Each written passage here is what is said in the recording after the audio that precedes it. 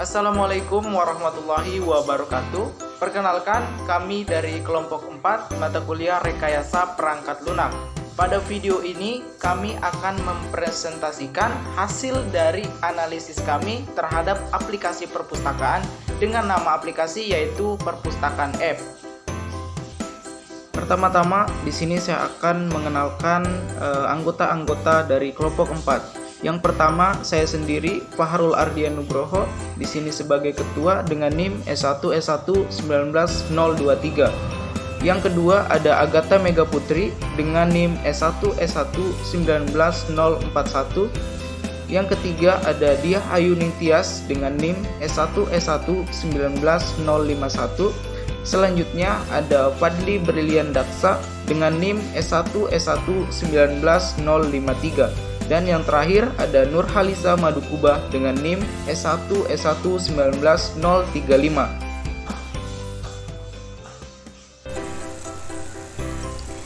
Assalamualaikum warahmatullahi wabarakatuh. Perkenalkan, nama saya Diah Ayu Ningtyas dengan NIM S1S1-19051. Dalam video kali ini, saya akan mempresentasikan dari tugas besar 1 sebagai tugas final dari mata kuliah Rekayasa Perangkat Lunak. Langsung saja kita masuk ke materi. Yang pertama ada latar belakang. Perpustakaan sebagai wadah yang menyediakan berbagai referensi dan koleksi sumber informasi yang merupakan sentra rujukan untuk pengembangan ilmu pengetahuan bagi mahasiswa, peneliti, dosen, maupun kaum akademisi. Perpustakaan juga merupakan bagian integral dari proses pendidikan yang menyajikan berbagai jenis bahan pustaka untuk menunjang proses pembelajaran. Proses pembelajaran terjadi dengan dipelajarinya hal-hal yang baru, serta mengajak pengguna perpustakaan berpikir, mencari, menemukan, mengolah, dan mengumpulkan sendiri melalui bacaan yang tersedia di perpustakaan.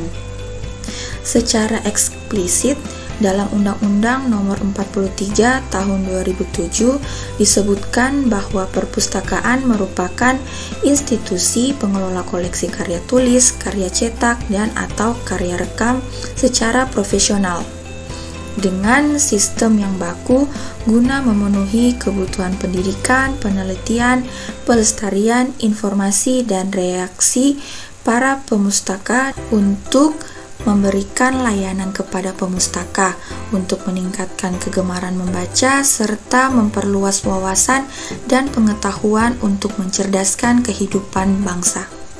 Keberadaan perpustakaan di perguruan tinggi juga memiliki fungsi edukasi yang sangat menonjol, karena layanan perpustakaan harus diusahakan untuk mensukseskan proses belajar mengajar di perguruan tinggi. Agar perpustakaan perguruan tinggi dapat berfungsi sebagai pusat informasi, edukasi, dan rekreasi, maka perpustakaan perlu dipromosikan kepada seluruh sivitas akademika. Mempromosikan perpustakaan bertujuan untuk memperkenalkan perpustakaan, koleksi, jenis koleksi, kekhususan koleksi, jenis layanannya, dan manfaat yang dapat diperoleh pengguna perpustakaan. Di samping itu, diperlukan juga dilakukan beberapa hal yang diharapkan dapat menggairahkan minat baca serta menambah jumlah orang yang gemar membaca agar koleksi perpustakaan dapat dimanfaatkan secara maksimal, yaitu dengan cara antara lain yang pertama, memilih bahan bacaan yang menarik bagi pengguna perpustakaan. Yang kedua, menganjurkan berbagai cara penyajian kuliah yang dikaitkan dengan tugas-tugas di perpustakaan. Yang ketiga, memberikan kemudahan dalam mendapatkan bacaan yang menarik untuk pengguna perpustakaan. Yang keempat, memberi kebebasan membaca secara leluasa kepada mahasiswa. Selanjutnya, yang kelima, memberikan penghargaan kepada mahasiswa yang paling banyak meminjam buku dan tepat mengembalikan buku tersebut di perpustakaan dalam kurun waktu tertentu. Dan yang terakhir, yang keenam, perpustakaan perlu dikelola dengan baik agar pengguna merasa betah dan kerasan saat berkunjung ke perpustakaan. Hal-hal yang juga harus diperhatikan adalah perkembangan dunia perpustakaan dari segi data dan dokumen yang disediakan. Dimulai dari perpustakaan tradisional yang hanya terdiri dari kumpulan koleksi buku tanpa katalog, kemudian muncul perpustakaan semi-modern yang menggunakan katalog atau indeks. Perkembangan mutakhir adalah munculnya perpustakaan digital atau digital library yang memiliki keunggulan dalam kecepatan pengaksesan karena berorientasi ke data digital dan media jaringan komputer atau internet. Di sisi lain, dari segi manajemen atau teknik pengelolaan, dengan semakin kompleksnya koleksi perpustakaan, saat ini muncul kebutuhan akan penggunaan teknologi informasi untuk otomatisasi bisnis proses di perpustakaan. Sistem yang dikembangkan kemudian terkenal dengan sebutan sistem otomasi perpustakaan atau Library Automation System. Penerapan teknologi informasi telah menyebar hampir di semua bidang, tidak terkecuali di bidang perpustakaan. Dengan demikian, ukuran perkembangan perpustakaan banyak diukur dari penerapan teknologi informasi yang digunakan, dan bukan dari skala ukuran lain seperti besarnya gedung perpustakaan yang dimiliki, jumlah koleksi yang tersedia, maupun jumlah penggunanya. Kebutuhan akan teknologi informasi yang sangat berhubungan dengan peran perpustakaan sebagai kekuatan dalam penyebaran informasi ilmu pengetahuan dan kebudayaan. Agar mampu berperan optimal, perpustakaan harus berbenah diri, yaitu dengan cara memanfaatkan kecanggihan teknologi informasi, strategi pengelolaan yang efektif, dan dimunculkannya kebijakan pimpinan sebagai bentuk komitmen pemimpin dalam upaya mengoptimalkan dan meningkatkan peran perpustakaan sebagai pengelola sumber daya informasi. Berdasarkan pemaparan yang telah saya jelaskan tadi, maka diperlukan suatu penelitian tentang strategi pengelolaan dan pengembangan perpustakaan agar mampu optimal dalam menjalankan perannya sebagai penyedia berbagai referensi, koleksi sumber informasi, dan sentral rujukan untuk pengembangan ilmu pengetahuan bagi mahasiswa, peneliti, dosen, maupun kaum akademisi. Selanjutnya ada tujuan. Yang pertama, agar mempermudah akses peminjaman dan pengembalian buku tanpa harus mengantri mengisi data diri peminjam. Yang kedua, agar tidak lagi terjadi kesulitan dalam pencatatan peminjaman dan pengembalian buku. Dan yang terakhir, agar administrator tidak lagi memerlukan waktu lama dalam menyajikan update informasi perpustakaan. Selanjutnya ada manfaat. Manfaat yang pertama yaitu memudahkan administrator dalam pencatatan peminjaman dan pengembalian buku. Yang kedua, sebagai penyedia catatan atau database buku apa saja yang dimiliki perpustakaan beserta jumlahnya. Selanjutnya, yang ketiga, meningkatkan efisiensi kinerja perpustakaan dari sistem manual ke sistem digital. Dan yang terakhir, menyajikan update informasi secara cepat dan tepat. Selanjutnya ada batasan atau ruang lingkup dan fitur yang terdapat pada aplikasi. Yang pertama, melakukan login, selanjutnya melakukan logout, kemudian melakukan input buku dan mahasiswa. Yang keempat, melakukan update data buku dan mahasiswa. Yang kelima, menampilkan data buku dan mahasiswa. Yang keenam, menghapus data buku dan mahasiswa. Yang ketujuh, menampilkan data buku dan mahasiswa. Dan yang terakhir, melakukan pencatatan peminjaman dan pengembalian buku. Selanjutnya ada metode pengembangan. Pengertian metode waterfall. Metode waterfall adalah salah satu jenis model pengembangan aplikasi dan termasuk ke dalam classic life cycle atau siklus hidup klasik, yang mana menekankan pada fase yang berurutan dan sistematis. Untuk model pengembangannya dapat dianalogikan seperti air terjun, di mana setiap tahap dikerjakan secara berurutan mulai dari atas hingga ke bawah. Jadi, untuk setiap tahapan tidak boleh dikerjakan secara bersamaan, sehingga perbedaan dari metode waterfall dengan metode agile terletak pada tahapan SDLC-nya. Model ini juga termasuk ke dalam pengembangan perangkat lunak yang terbilang kurang iteratif dan fleksibel, karena proses yang mengarah pada satu arah saja seperti air terjun. Selanjutnya ada tahap pengembangan. Yang pertama ada recruitment analysis. Sebelum melakukan pengembangan perangkat lunak, seorang pengembang harus mengetahui dan memahami bagaimana informasi kebutuhan pengguna terhadap sebuah perangkat lunak. Metode pengumpulan informasi ini dapat diperoleh dengan berbagai macam cara, diantaranya yaitu diskusi, observasi, survei, wawancara, dan sebagainya.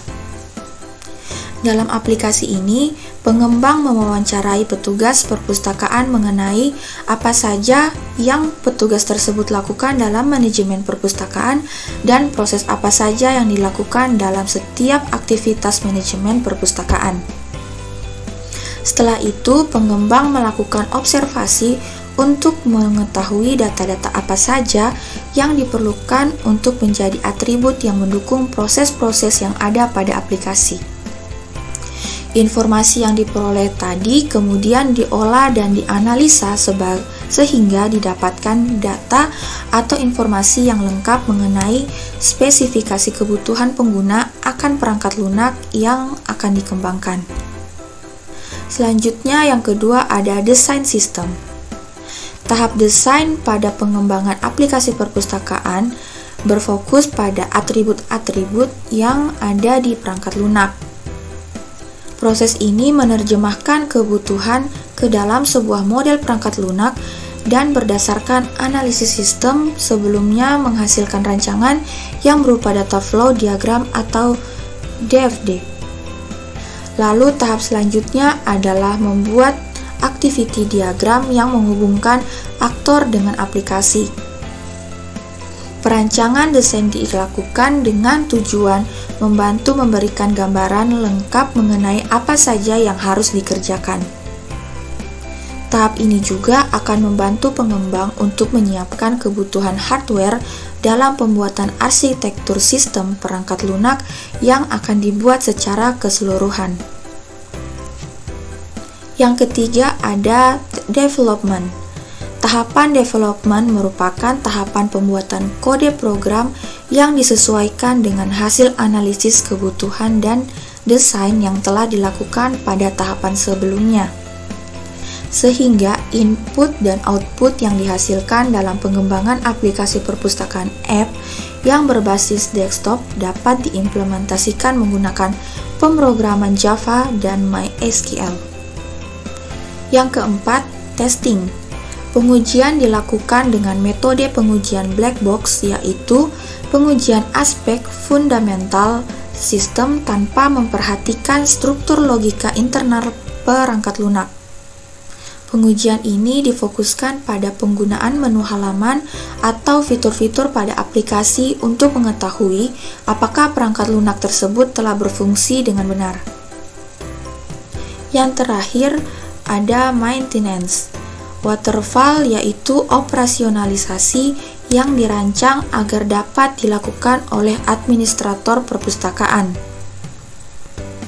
Sedangkan pada pemeliharaan sistem, yaitu sistem yang sudah dibangun, harus dilakukan perawatan baik, perawatan data dengan cara di backup maupun perawatan dalam hal perangkat keras dan perangkat lunak. Dan berikut ini merupakan tampilan dari aplikasi yang sebelumnya telah di-download menggunakan Java dan database MySQL.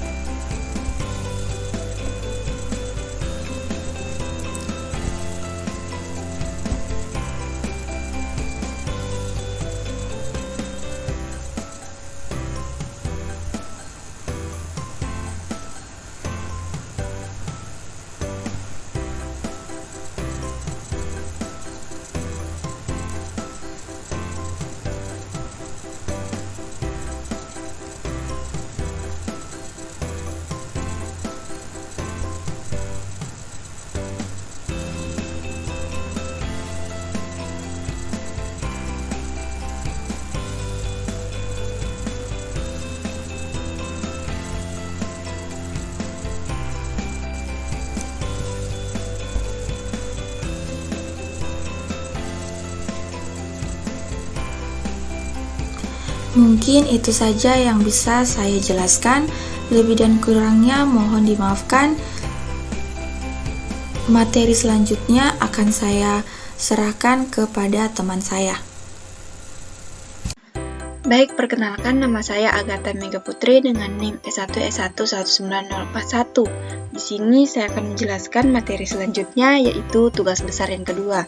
Nah, pertama-tama ada jadwal kegiatan.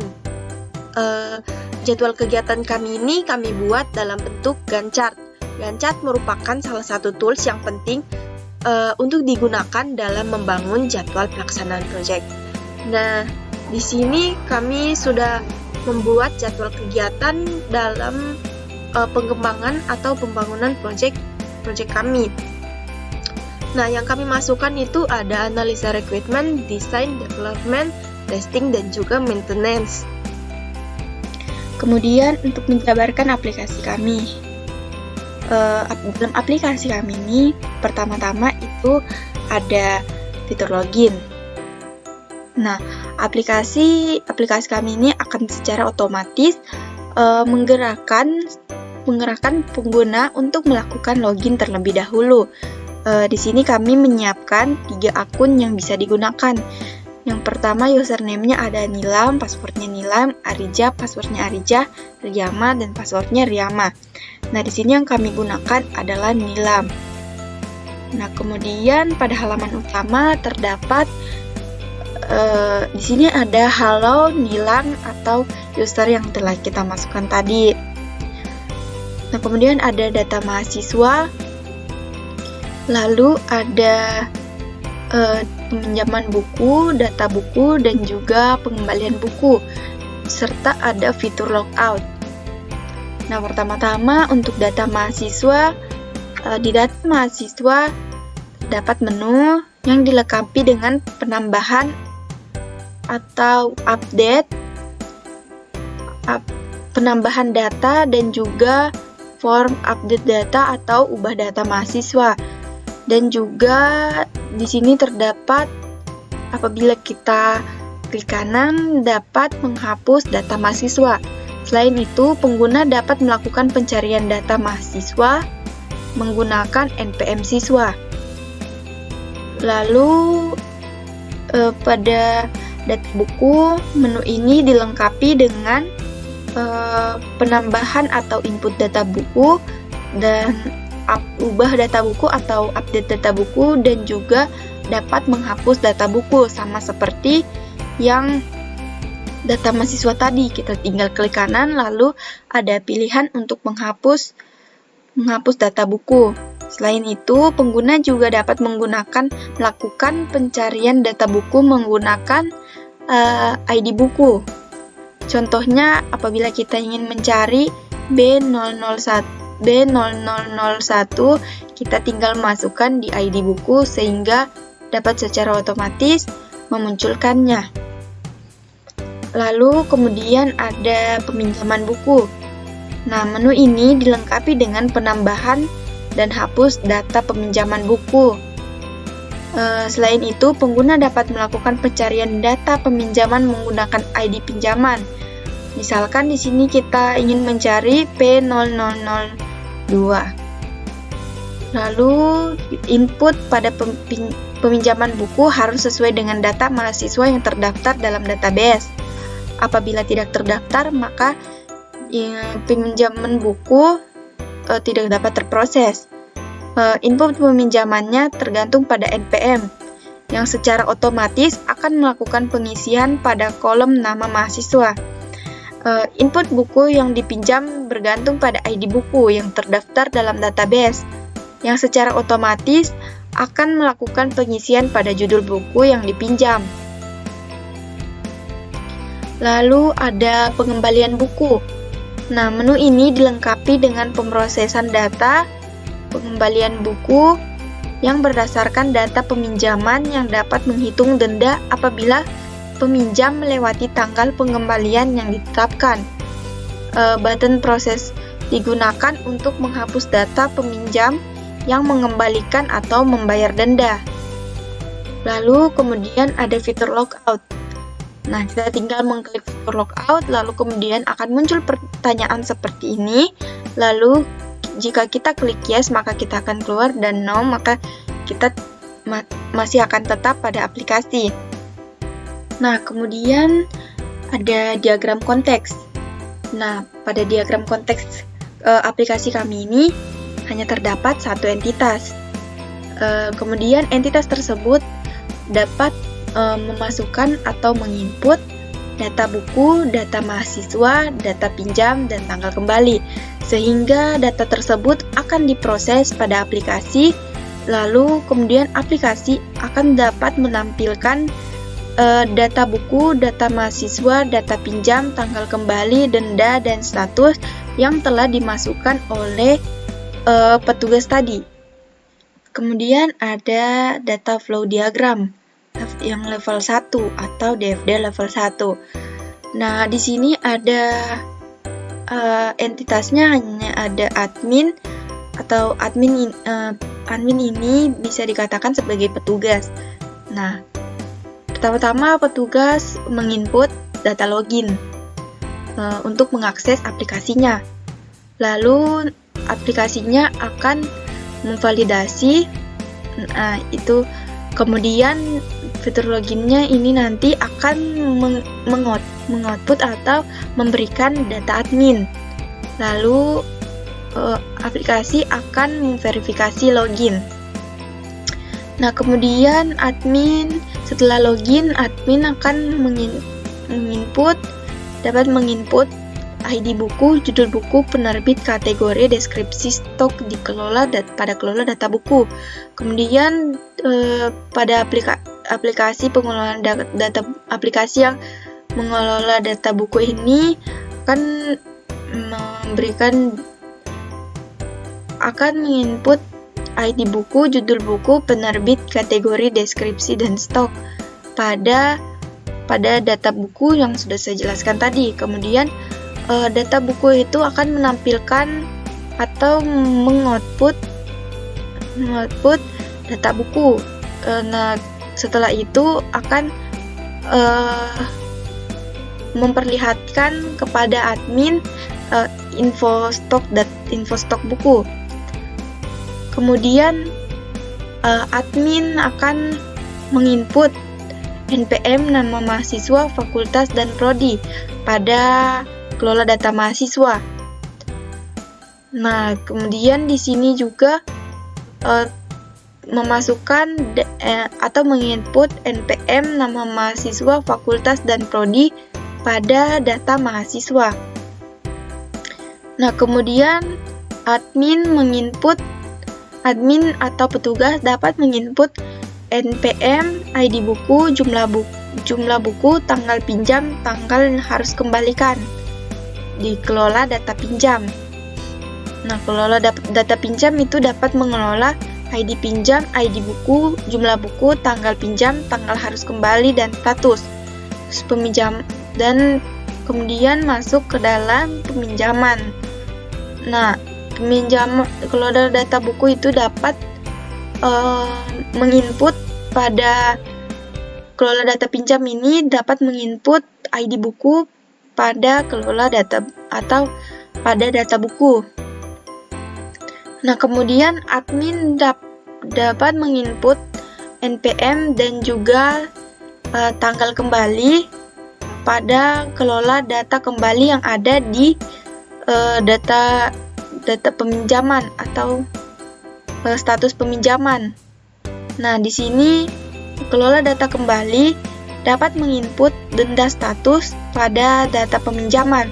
Kemudian kelola data pengembalian akan menginput, memberikan atau mengoutput kepada admin, yaitu dapat memperlihatkan kepada admin data pengembalian buku. Sekian dari saya penjelasan mengenai tugas besar 2, lebih dan kurangnya mohon dimaafkan dan terima kasih. Assalamualaikum warahmatullahi wabarakatuh. Perkenalkan, nama saya Fahrul Ardian Nugroho dengan NIM S1S11923 dari kelompok 4 Rekayasa Perangkat Lunak. Jadi pada video kali ini saya akan menjelaskan beberapa hal yang ada di dalam tugas besar 3. Oke, sebelum saya menjelaskan mengenai Entity Relationship Diagram atau ERD, jadi sebelumnya saya ingin memberitahu bahwa aplikasi yang kita gunakan itu aplikasi mengenai manajemen perpustakaan, di mana aplikasi ini itu dikhususkan untuk pengelola perpustakaan. Nah, selanjutnya dalam ERD atau Entity Relation Diagram ini itu terdapat 4 entitas yang kami buat berdasarkan aplikasinya. Nah, pertama-tama di sini saya akan menjelaskan dulu mengenai hubungan antara entitas admin dan juga entitas mahasiswa. Nah, entitas admin ini memiliki atribut ID, username, nama, dan password, di mana admin ini dapat mengelola mahasiswa, yaitu dapat mengelola data mahasiswa, di mana atribut untuk entitas mahasiswa ini terdiri dari NPM, nama, fakultas, dan jurusan. Nah, itu untuk relasi pertama. Untuk yang kedua, ada namanya entitas buku. Jadi, admin itu dapat mengelola data buku. Nah, untuk relasinya itu adalah many to many. Jadi, banyak admin itu di dalam aplikasinya. Secara default aplikasinya itu terdapat beberapa admin. Jadi di sini hubungannya adalah many to many. Jadi banyak admin dapat mengelola banyak buku, di mana atribut dalam entitas buku itu adalah ID buku, judul, pengarang, penerbit, kategori, dan deskripsi. Nah, selanjutnya adalah hubungan antara admin dan juga pinjaman, di mana admin ini itu dapat mengelola data pinjaman.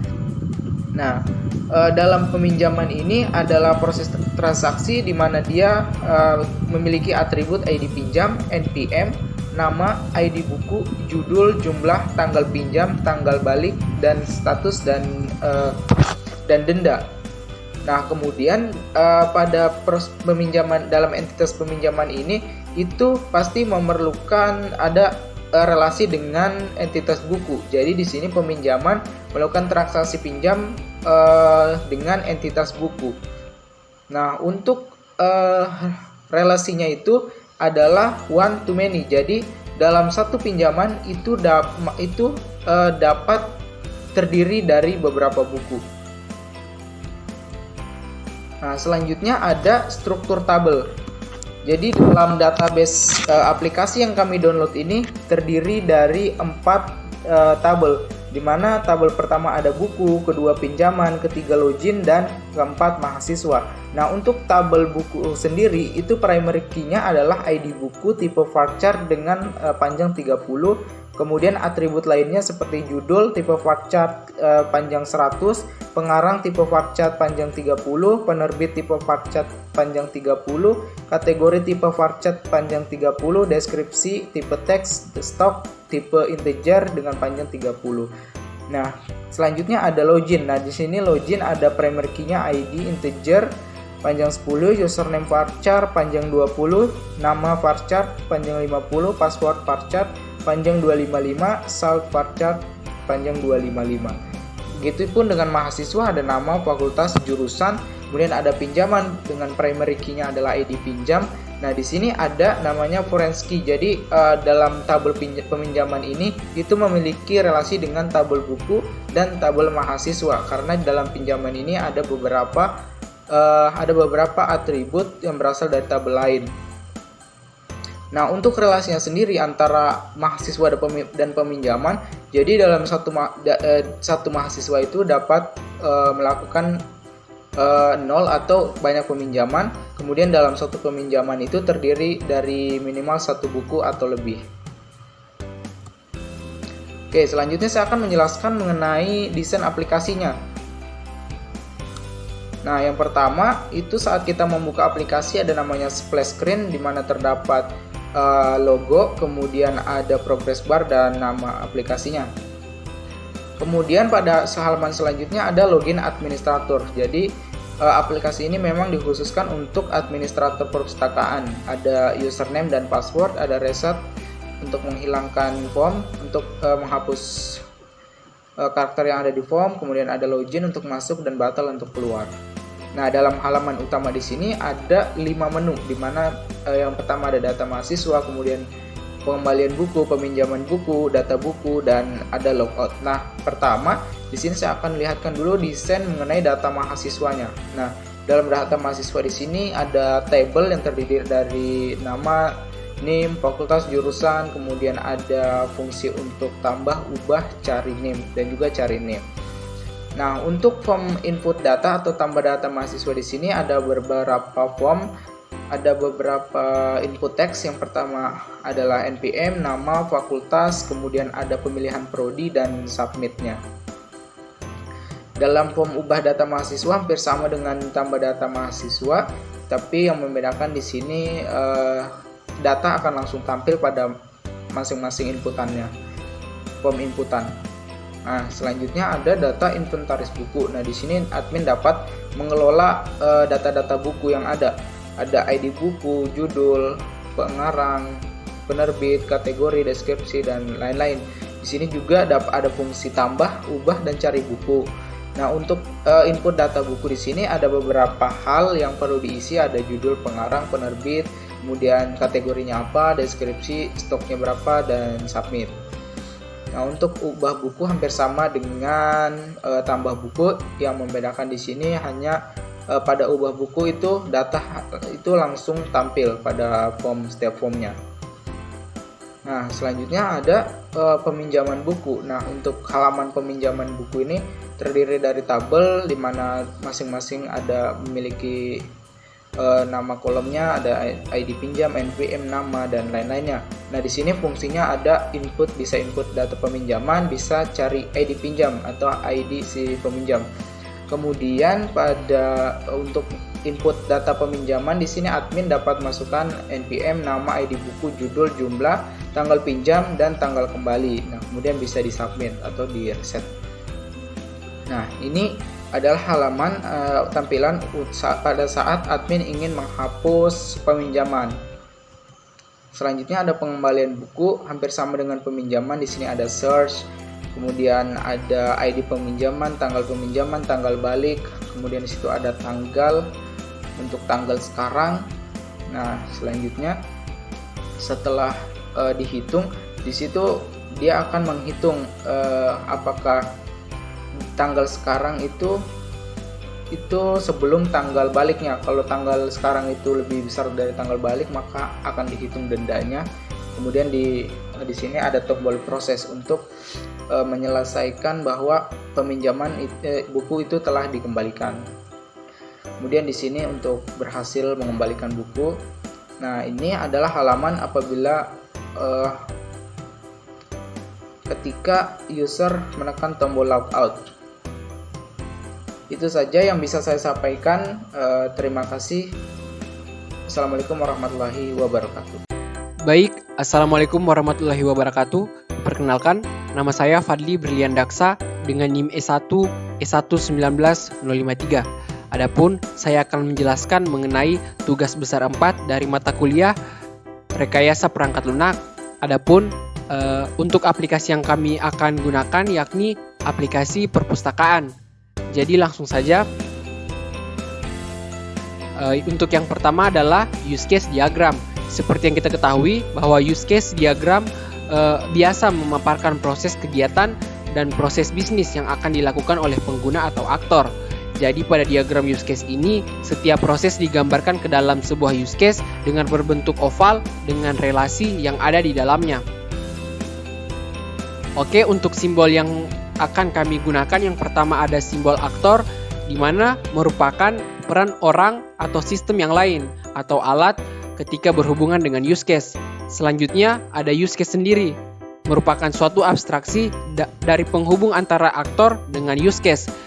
Selanjutnya ada association atau angka panah seperti ini, merupakan abstraksi dari penghubung antara aktor dengan use case. Selanjutnya ada garis putus-putus atau namanya generalisasi, di mana menunjukkan spesialisasi aktor yang dapat berpartisipasi dengan use case. Selanjutnya ada simbol ini merupakan include yang menunjukkan bahwa suatu use case seluruhnya merupakan fungsionalitas dari use case lainnya.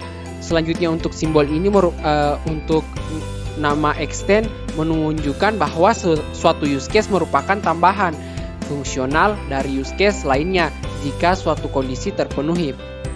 Untuk selanjutnya use case diagram pada aplikasi perpustakaan, yang pertama ada mahasiswa. Jadi mahasiswa ini pada saat berkomunikasi dengan pustakawan ini merupakan sebuah administrator perpustakaan yang bergerak sebagai admin dari perpustakaan.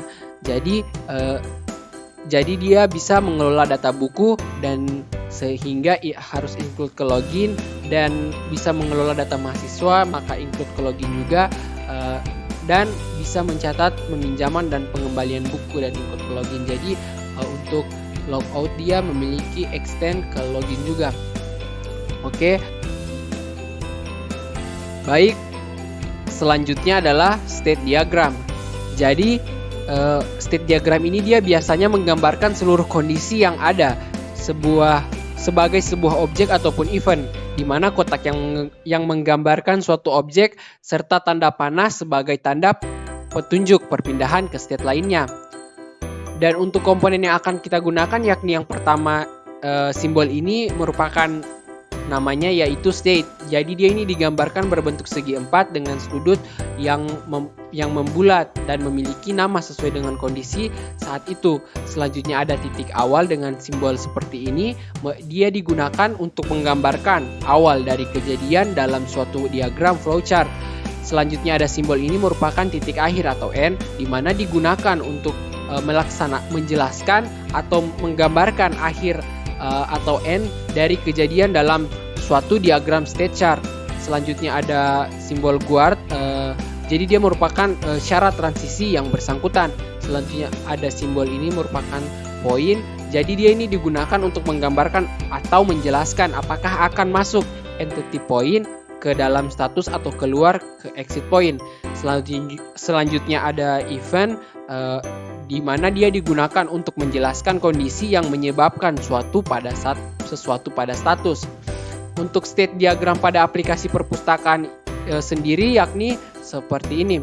Jadi pertama pada start harus validasi anggota, di mana akan memunculkan data atau memasukkan data mahasiswa yang telah tersimpan. Jika belum terdaftar maka mengisi data mahasiswa. Jadi jika belum terdaftar harus mengisi data agar bisa terdaftar, dan jika sudah maka akan mengubah data mahasiswa. Namun jika sudah terdaftar maka langsung akan ke mengubah data mahasiswa dan akan menginput data buku dan mengubah data buku dan selanjutnya akan mengisi pinjaman buku. Setelah itu administrator bisa meminjamkannya dan mahasiswa pada saat mengembalikan buku maka akan divalidasi oleh database. Jadi data buku yang sudah dikembalikan akan divalidasi dan dicek. Jika terlambat maka mahasiswa administrator akan menentukan denda sesuai dengan harinya dan mahasiswa akan membayar denda dan langsung ke isi form pengembalian. Namun jika tidak terlambat maka langsung ke isi form pengembalian dan statusnya selesai atau end. Dan selanjutnya activity diagram. Seperti yang kita ketahui bahwa activity merupakan arti dari aktivitas. Jadi saya akan mengartikan bahwa diagram ini merupakan bisa untuk memodelkan runtutan proses-proses yang terjadi pada sebuah sistem secara vertikal, di mana aktivitas yang terjadi akan digambarkan. Jadi sebuah algoritma dan pemodelan sekuensial ini yang kompleks dengan proses yang cukup paralel. Untuk komponen yang akan saya gunakan pada activity diagram ini yakni simbol seperti ini dengan nama status awal, di mana sebuah diagram aktivitas yang memiliki sebuah status awal. Selanjutnya untuk simbol ini dengan nama aktivitas. Jadi aktivitas yang dilakukan biasanya aktivitas yang diawali dengan kata kerja. Selanjutnya untuk simbol seperti ini, jadi dia ini sebuah percabangan atau decision, di mana percabangan ada pilihan aktivitas yang lebih dari satu. Misalnya ya atau tidak, seperti tadi terlambat atau tidak terlambat mengembalikan buku. Selanjutnya untuk penggabungan atau join, jadi simbolnya seperti ini. Jadi ini digunakan di mana lebih dari satu aktivitas lalu digabungkan menjadi satu. Selanjutnya untuk simbol seperti ini dengan nama status akhir. Jadi yang dilakukan sistem sebuah diagram aktivitas yang memiliki sebuah status akhir atau biasanya end. Selanjutnya yang ini swim lane. Jadi swim lane ini dia bisa memisahkan organisasi bisnis yang bertanggung jawab terhadap aktivitas yang terjadi. Jadi sesuai dengan aktivitas yang terjadi yang dilakukan oleh aktor biasanya. Oke, untuk activity diagram untuk form registrasi, jadi dia seperti ini. Pertama, mahasiswa atau administrator maupun kepala perpustakaan menginput form biodata. Jadi pada saat registrasi sebagai anggota maupun administrator ataupun kepala perpustakaan, jadi dia harus mengisi form biodata, di mana agar memiliki username maupun password. Setelah itu dia memilih username dan password yang akan dia gunakan nantinya pada saat login. Setelah itu sistem akan username dan password akan di request oleh sistem dan selanjutnya akan divalidasi oleh database. Dan selanjutnya akan divalidasi oleh database. Setelah itu akan diverifikasi oleh administrator. Setelah diverifikasi oleh administrator dan dicek pada database apakah sudah terdaftar atau belum. Jika sudah terdaftar oleh sistem maka status selesai atau end. Untuk selanjutnya activity diagram pada login. Jadi untuk activity diagram pada login seperti ini. Jadi pada saat mahasiswa, administrator ataupun kepala perpustakaan jadi memasukkan username dan password. Jadi setelah terdaftar apakah sebagai mahasiswa, administrator maupun kepala perpustakaan setelah memasukkannya maka akan di request oleh sistem dan divalidasi oleh database apakah terdapat atau tidak. Jika tidak maka ataupun salah maka akan kembali ke halaman pada saat kita memasukkan username dan password. Sedangkan jika ya maka berarti login valid pada sistem dan akan kembali kepada akan menampilkan halaman beranda dan status selesai atau end. Dan untuk selanjutnya yakni activity diagram pada saat peminjaman buku, di mana yang pertama administrator melakukan login. Setelah itu muncul pada halaman beranda di mana pada saat komputer yang terdapat di perpustakaan ini maka akan terdapat halaman beranda khusus untuk administrator. Setelah itu pada saat mahasiswa datang ke perpustakaan, mahasiswa langsung mencari buku yang ingin ia pinjamkan. Jika ia sudah menemukan, maka akan menyerahkan buku dan kartu anggota tersebut, di mana ia menyerahkannya kepada administrator perpustakaan. Ulangi. Jadi setelah menyerahkan buku dan kartu anggota, maka administrator akan menginput form pinjaman, di mana administrator akan menginput form pinjaman mulai dari nomor buku, data buku, jenis buku yang akan dia pinjam. Jadi dia input sesuai dengan buku yang akan dipinjamkan oleh mahasiswa dan akan tersave oleh database. Jadi setelah di-input form tadi, database akan menyimpan tentang data buku yang dipinjamkan oleh mahasiswa dan akan divalidasi pinjaman oleh sistem, sehingga akan muncul status peminjaman pada akun mahasiswa saat login. Setelah itu finish atau end atau status selesai. Selanjutnya untuk activity diagram pada saat pengembalian buku. Jadi yang pertama, mahasiswa mulai dan pada saat ke perpustakaan akan menyerahkan buku pinjaman yang telah ia pinjamkan beserta kartu anggotanya. Setelah itu administrator akan membuka data pinjaman dan database akan langsung menampilkan data pinjaman seperti yang tadi, nomor buku, jenis buku yang dia pinjam dan lainnya. Setelah itu akan dicek apakah tepat waktu ataupun terlambat saat mengembalikan buku tersebut. Jika tepat waktu, maka data diperbaharui dan akan langsung setelah data diperbaharui, maka langsung mahasiswa terdapat pilihan, yakni perpanjang pinjaman. Jika ya, maka akan di-save oleh database dan data diperbaharui. Dan setelah data diperbaharui oleh sistem, maka administrator akan langsung mengembalikan kartu anggota tersebut. Namun jika terlambat mengembalikan, maka mahasiswa akan membayar denda. Setelah membayar denda, administrator akan menerima uang denda dan mahasiswa bisa memperpanjang pinjaman. Jika ingin memperpanjang pinjaman seperti tadi, maka akan di-save oleh database. Dan data diperbaharui. Namun jika tidak, maka jika tidak ingin memperpanjang pinjaman, maka administrator akan langsung mengembalikan kartu anggota dan status selesai atau end. Oke, untuk selanjutnya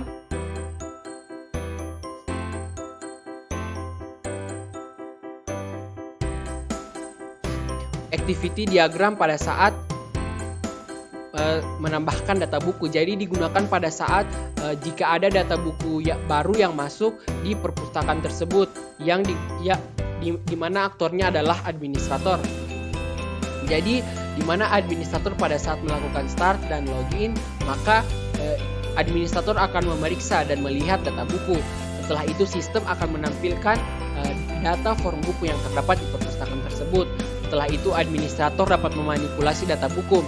Jika tidak ada data buku masuk, maka akan menginput data buku lama yang telah dipinjamkan maupun yang belum dipinjamkan. Maka akan tambah buku sesuai dengan buku yang dipinjamkan oleh mahasiswa. Namun jika ada data buku masuk, maka input data buku baru, administrator akan menginputkan data buku baru dan edit buku, di mana ia akan menambahkan buku yang baru masuk di perpustakaan dengan menginput nomor, jenis buku yang masuk, jenis penerbit dan lain-lainnya. Setelah itu, maka sistem akan menyimpan perubahan berdasarkan data buku yang masuk maupun buku yang ada. Selanjutnya database akan diperbaharui oleh database dan status selesai atau end. Selanjutnya untuk activity diagram cetak laporan. Jadi untuk activity diagram cetak laporan ini dilakukan pada saat suatu kepala perpustakaan akan mengambil arsip atau riwayat peminjaman yang terjadi di perpustakaan. Biasanya arsip ini digunakan sebagai untuk laporan pada suatu universitas maupun sekolah. Jadi activity diagramnya seperti ini. Pada saat kepala perpustakaan start dan login, setelah itu kepala perpustakaan dapat melihat aktivitas peminjaman yang telah terjadi di perpustakaan selama 1 bulan, 6 bulan maupun 1 tahun. Setelah itu sistem akan menampilkan aktivitas atau riwayat yang terjadi pada saat mahasiswa meminjamkan maupun mengembalikan buku. Setelah itu ia bisa mencetak laporan dan status selesai atau N, dan ini akan menjadi arsip perpustakaan tersebut. Saya kira itu saja penjelasan tugas besar 4 dari saya mengenai use case diagram, state diagram, dan activity diagram. Lebih dan kurangnya mohon dimaafkan. Saya akhiri dengan ucapan wassalamualaikum warahmatullahi wabarakatuh. Baik, bismillahirrahmanirrahim. Perkenalkan, saya Nurhalisa Madukubah dengan NIM S1S119-035. Pada kesempatan kali ini, saya akan menjabarkan mengenai tugas 5 dari mata kuliah Rekayasa Perangkat Lunak, yang mana tugasnya yaitu pertama, kelas diagram dari perpustakaan app, kemudian sequence diagram dari perpustakaan app, yang ketiga itu adalah collaboration diagram dari perpustakaan app. Baik, langsung saja mengenai materi yang pertama. Baik, kita mulai dengan kelas diagram. Sebelum saya tunjukkan kelas diagram dari perpustakaan app, terlebih dahulu kita ketahui apa itu kelas diagram. Jadi, kelas diagram itu adalah jenis diagram struktur statis dalam UML yang menggambarkan struktur sistem dengan menunjukkan sistem kelas, atributnya, metode, serta hubungan antar objek. Baik, ini adalah kelas diagram dari perpustakaan app. Jadi di sini tuh ada 8 kelas, yang mana kelas-kelasnya itu login, admin, buku, mahasiswa, denda, transaksi, peminjaman, dan pengembalian. Kemudian, peminjaman dan pengembalian ini berhubungan secara inherit kepada kelas transaksi dengan kelas peminjaman dan pengembalian sebagai child dan kelas transaksi sebagai parent dari kelas peminjaman dan pengembalian. Kemudian selain ketiga kelas ini, kelas-kelas lain yang ada pada kelas diagram perpustakaan app berhubungan secara composition, yang mana kelas tersebut tidak dapat berjalan tanpa kelas lainnya. Misalnya antara kelas login dan juga kelas admin. Di dalam kelas admin ada metode login dan juga logout. Jadi ketika admin ingin login, maka dia bergantung pada kelas login. Jadi ketika admin akan melakukan metode login, maka username dan passwordnya akan diverifikasi oleh kelas login. Begitu pula pada kelas-kelas lain seperti mahasiswa, transaksi, dan juga buku. Dia berhubungan secara composition kepada kelas admin. Misalnya pada kelas mahasiswa. Kelas mahasiswa tidak bisa melakukan metode tambah, ubah, dan juga cari jika admin tidak melakukan login. Kemudian hubungan komposisi antara denda dan juga transaksi. Jadi kelas denda ini tuh tidak bisa berjalan jika tidak terjadi transaksi, entah itu peminjaman maupun pengembalian. Kemudian yang ditunjukkan dengan simbol kotak biru ini itu adalah atribut-atributnya. Kemudian yang kotak ungu itu adalah metodenya. Yang diberi lambang kunci ini berarti itu adalah primary key-nya. Berikutnya sequence diagram dari perpustakaan app. Sebelum itu saya jelaskan sedikit mengenai sequence diagram. Jadi sequence diagram merupakan salah satu diagram yang menjelaskan bagaimana suatu operasi dilakukan dengan mengirimkan pesan dan menunjukkan kapan pelaksanaannya. Jadi diagram ini tuh diatur berdasarkan urutan waktu dari atas ke bawah dengan objek-objek yang berkaitan dalam proses berjalannya operasi tersebut diurutkan dari kiri ke kanan berdasarkan waktu terjadinya pesan yang terurut. Kemudian sequence diagram pertama dari perpustakaan app pertama itu untuk menjelaskan operasi login. Jadi dalam operasi login itu terdapat 4 objek yang terlibat, yaitu pustakawan, form login, database login, dan juga halaman admin.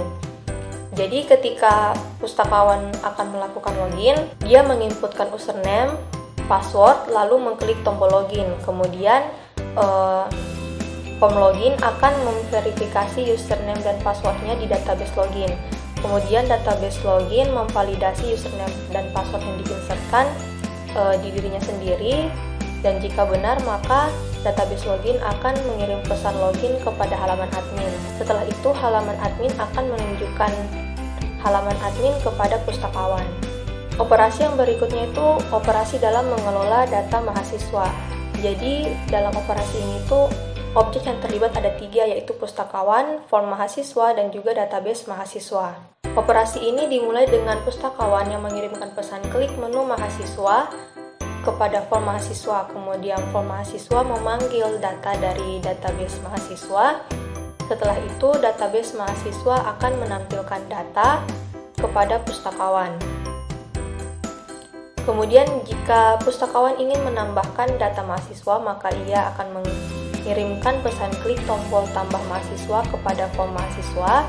Kemudian form mahasiswa menampilkan form untuk menginput atau menginsert data mahasiswa dirinya sendiri. Kemudian setelah formnya itu tampil kepada pustakawan, pustakawan menginputkan data mahasiswa, kemudian mengklik submit.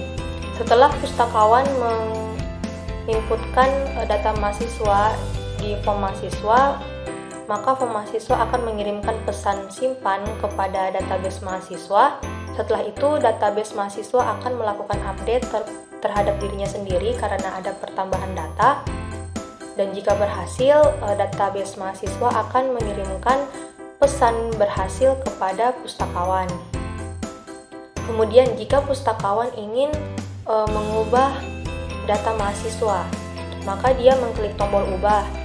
Setelah itu ia menginputkan atau menginsertkan data mahasiswa. Kemudian dari form mahasiswa ia mengirimkan pesan inputannya tadi ke database, yang kemudian akan dicek oleh database apakah primary key dari data yang ingin diubah itu ada. Kemudian jika valid, maka proses berlanjut.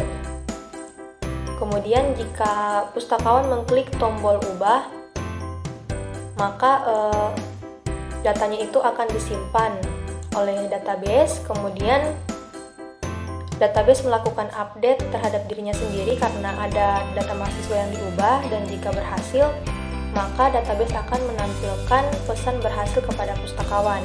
Kemudian jika saat mengubah data tadi pustakawan malah memilih tombol hapus, maka mahasiswa akan mengirimkan pesan menyimpan data ke database mahasiswa, yang kemudian database mahasiswa akan melakukan update, yaitu berkurangnya data atau record data. Lalu dia mengirimkan pesan kepada pustakawan bahwa operasi yang dia lakukan tadi itu berhasil. Operasi yang berikutnya itu mengelola buku. Jadi dalam operasi mengelola buku ada 3 objek yang terlibat, yaitu pustakawan, form buku, dan juga database buku.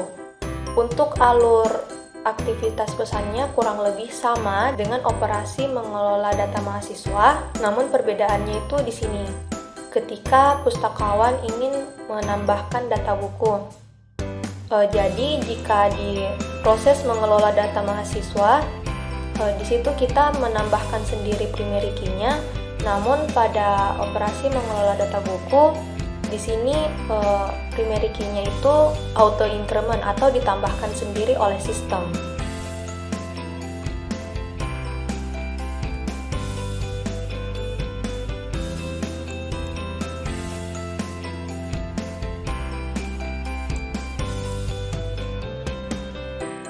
Jadi kurang lebih sama diagramnya karena prosesnya juga itu mirip. Berikutnya itu proses atau operasi mengelola data peminjaman. Nah, pada operasi ini tuh ada 6 objek yang terlibat, yaitu mahasiswa, pustakawan, form peminjaman, database mahasiswa, dan juga database buku. Jadi operasi ini dimulai dengan mahasiswa yang meminta untuk meminjam buku kepada pustakawan. Kemudian pustakawan mengirimkan pesan klik menu peminjaman kepada form peminjaman. Lalu form peminjaman memanggil data dari database peminjaman. Setelah itu, database peminjaman menampilkan data peminjaman kepada pustakawan. Kemudian untuk meminjam bukunya, pustakawan mengklik tombol tambah yang kemudian dari form peminjaman ia menampilkan form untuk mengisi data peminjaman. Setelah pustakawan menginput data peminjaman dan mengklik tombol submit di form peminjaman akan mengirimkan pesan untuk mengecek mahasiswa yang mau meminjam buku tadi, apakah dia itu terdaftar sebagai mahasiswa atau tidak. Kemudian jika ada, maka dikirimkan pesan valid. Begitu pula dengan bukunya, apakah buku yang mau dipinjam tadi itu terdaftar di database buku atau tidak. Jika terdaftar, maka proses berlanjut, yaitu dengan pustakawan yang mengset tanggal pinjam dan juga tanggal kembali dari form peminjaman. Kemudian dari database peminjaman, ia mengirimkan pesan set status pinjam ke database buku, karena ketika bukunya dipinjam berarti stoknya itu jadi berkurang. Jadi database buku melakukan update kepada dirinya sendiri, yaitu berkurangnya data buku. Setelah itu form login mengirimkan pesan set new ID. Jadi sama seperti ketika kita menambahkan buku, primary key-nya itu bertambah secara otomatis oleh sistemnya. Kemudian database peminjaman melakukan update ke dirinya sendiri, yaitu bertambahnya data peminjaman. Kemudian jika sukses, database peminjaman menampilkan pesan berhasil melakukan prosesnya. Kemudian pustakawan menyerahkan buku ke mahasiswa. Berikutnya yaitu operasi menghapus data peminjaman. Jadi ini tuh masih termasuk dalam operasi mengelola data peminjaman.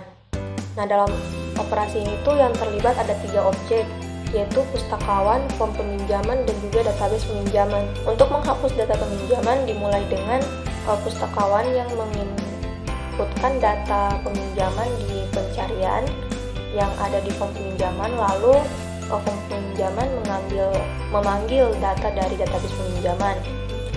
Setelah itu, database peminjaman menampilkan data kepada pustakawan, kemudian pustakawan memilih data peminjaman yang ia cari, dan ketika dia mengklik data tersebut, form akan memunculkan alert apakah pustakawan ingin menghapus data tersebut. Jika pustakawan mengklik tombol OK, maka form mengirimkan pesan update data peminjaman kepada database peminjaman, yang kemudian database peminjaman akan melakukan update, yaitu berkurangnya data peminjaman, dan jika berhasil, maka database akan mengirimkan pesan berhasil kepada pustakawan. Berikutnya itu sequence diagram untuk mengelola data pengembalian. Jadi di sini ada 5 objek yang terlibat, yaitu mahasiswa, pustakawan, form pengembalian, database peminjaman, dan juga database buku. Jadi untuk aktivitas pengembalian dan juga peminjaman itu hanya melibatkan satu database saja, yaitu database peminjaman. Proses ini dimulai dengan mahasiswa yang menyerahkan buku ke pustakawan, lalu pustakawan mengklik menu pengembalian, kemudian form pengembalian memanggil data peminjaman dari database peminjaman, kemudian database peminjaman menampilkan data peminjaman kepada pustakawan. Kemudian pustakawan memilih data peminjaman sesuai data dari mahasiswa. Saat pustakawan memilih data, maka database peminjaman akan men-set data yang ia pilih di form pengembalian. Kemudian pustakawan menginsertkan tanggal pengembalian buku tersebut. Kemudian form mengirim pesan untuk menghitung denda ke database. Ya, jadi di sini seharusnya ada proses menampilkan denda ke form. Kemudian jika ada dendanya, maka pustakawan akan menginputkan uang yang dibayar oleh mahasiswa untuk membayar dendanya. Kemudian form akan menghitung kembaliannya. Jika ada, maka ditampilkan kembaliannya. Setelah itu, jika pustakawan mengklik tombol proses, maka form akan mengirimkan pesan untuk men-setting status pengembalian buku ke database peminjaman.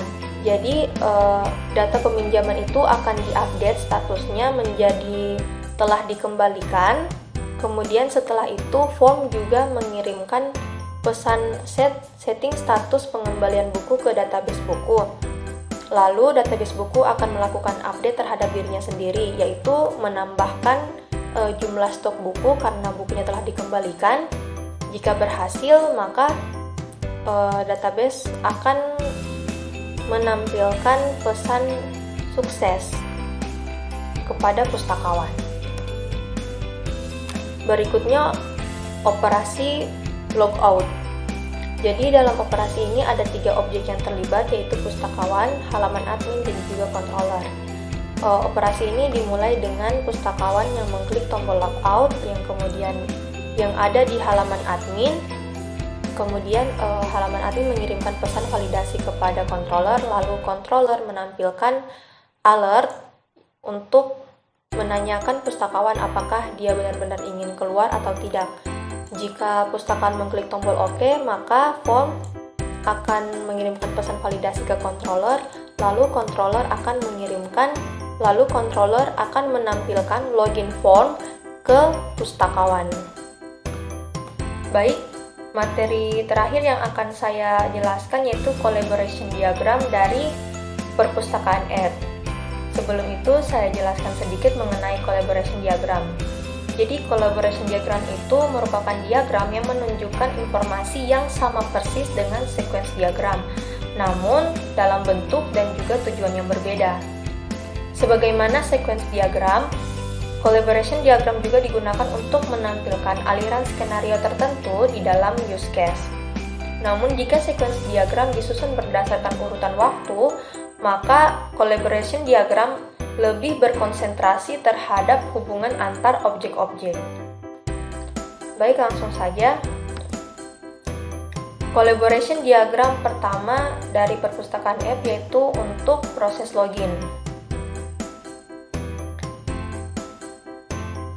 Jadi sama seperti pada sequence diagram, yaitu ada 4 objek yang terlibat. Jadi dalam hubungan antara pustakawan dan juga form login, pustakawan menginputkan username, password, dan juga mengklik tombol login. Lalu form login berelasi dengan database login untuk memverifikasi username dan juga password yang diinputkan pustakawan. Lalu database login berelasi dengan dirinya sendiri untuk memvalidasi username dan password. Lalu database login berhubungan dengan halaman admin, yang mana database login masuk ke halaman admin, lalu halaman admin berelasi dengan pustakawan untuk menampilkan halaman admin. Operasi berikutnya yaitu dalam proses mengelola data mahasiswa. Jadi dalam berhubungan dengan form mahasiswa, pustakawan menginputkan klik tombol menu, klik tombol tambah, insert data, klik tombol submit, klik tombol ubah, insert data mahasiswa, klik tombol ubah, dan juga klik tombol hapus. Kemudian mahasiswa memiliki relasi dengan dirinya sendiri, yaitu untuk menampilkan form pengisian data mahasiswa. Kemudian dalam berhubungan dengan database mahasiswa, form mahasiswa mengirimkan pesan, memanggil data, menyimpan data, mengecek data mahasiswa, serta menyimpan perubahan. Kemudian, dalam hubungan ini, database mahasiswa mengirimkan pesan valid kepada form mahasiswa. Kemudian, database mahasiswa memiliki relasi dengan dirinya sendiri, yaitu dalam mengupdate data mahasiswa. Ini tuh ketika menambahkan data dan mengubah atau menghapus data.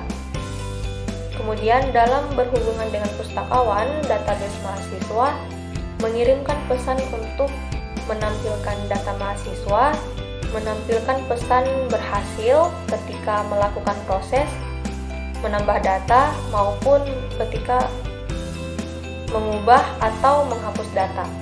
Kemudian untuk mengelola data buku kurang lebih sama dengan dalam proses mengelola data mahasiswa. Bedanya sama, yaitu dalam set new ID atau primary key-nya. Berikutnya untuk mengelola data peminjaman. Collaboration diagram seperti ini.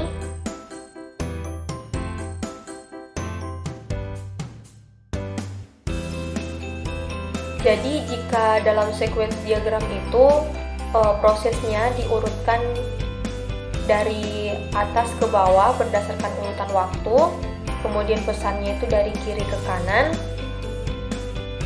Di dalam collaboration diagram itu ditunjukkan dengan urutan angka dan juga arah panah. Kemudian relasinya ditunjukkan dengan link atau garis yang menghubungkan antar objek. Berikutnya ini adalah collaboration untuk menghapus data peminjaman.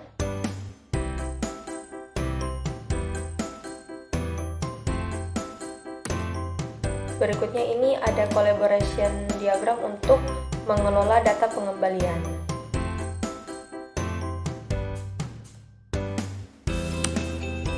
Kemudian ini collaboration diagram untuk logout.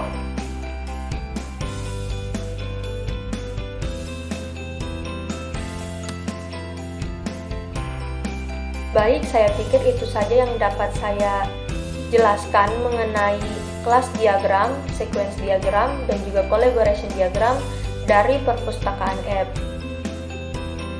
Lebih dan kurangnya mohon dimaafkan.